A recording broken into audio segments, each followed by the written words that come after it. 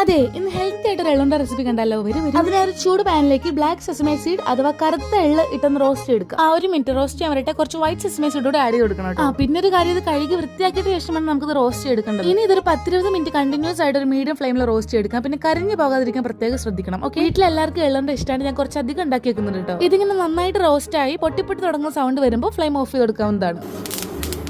ഇനി കുറച്ച് ശർക്കര മെൽറ്റ് ചെയ്യാം. ഞാൻ ഇവിടെ ഒരു കപ്പ് ശർക്കര എടുക്കുന്നുണ്ട്. അതിലേക്ക് കുറച്ച് വെള്ളം ഒഴിച്ച് മെൽറ്റ് എടുക്കാം. ഇനി ഈ ശർക്കര ഒന്ന് മെൽറ്റ് ആയി ഇതുപോലെ പതഞ്ഞു വരുമ്പോഴേക്കും അതിലേക്ക് 1 ടേബിൾ സ്പൂൺ ഏലക്ക പൊടിച്ചതും 2 ടേബിൾ സ്പൂൺ നെയ്യും കൂടെ ആഡ് ചെയ്ത് ഒന്ന് മിക്സ് ചെയ്തെടുക്കാം കേട്ടോ. ഇനി ഇതിലേക്ക് നമ്മൾ നേരത്തെ റോസ്റ്റ് ചെയ്ത് വെച്ച് എള്ളിട്ട് കൊടുക്കും. ഇനി നിങ്ങൾക്ക് ഇഷ്ടമുള്ള നട്ട്സ് ഒക്കെ ക്രഷ് ചെയ്ത് കൊടുക്കും. ഞാൻ ഇവിടെ കുറച്ച് കാഷ്യൂ നട്ട്സ് പിന്നെ ഈ ഒരു കടലുണ്ടല്ലോ അതുകൂടെ 1 കപ്പ് ആഡ് ചെയ്ത് കൊടുക്കുന്നുണ്ട്. ഇനി ഇതൊരു ലോ ഫ്ലെയിമിൽ വെച്ചിട്ട് നന്നായിട്ടൊന്ന് മിക്സ് ചെയ്തെടുക്കാം. ആഹാ, ഇപ്പൊ കാണാൻ ഒരു ഭംഗിയൊക്കെ ഉണ്ടല്ലേ.